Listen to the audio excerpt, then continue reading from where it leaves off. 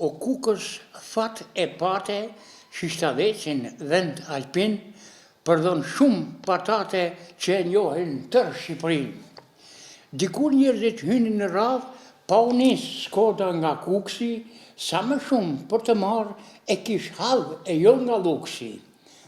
Kjo patate ish kampion me undan mes Gurgalen, mbi 1 kile ajo peshon çdo kush thot, ta kem. Buk e gjellë, kështu i thonë, kësaj patates vendalit, jo pse ai e tregton, por vërtet e ka merit. 12 muaj për ta ruajtur këtë patate mrekulli, në kavaleta e kanë fut, thellë në tokë e kasht për mbi. Kështu bënin njerëzit atëherë në dimërt egër e Murlan, se nuk pati frigorifer, për asgjë nuk i shkoi dam.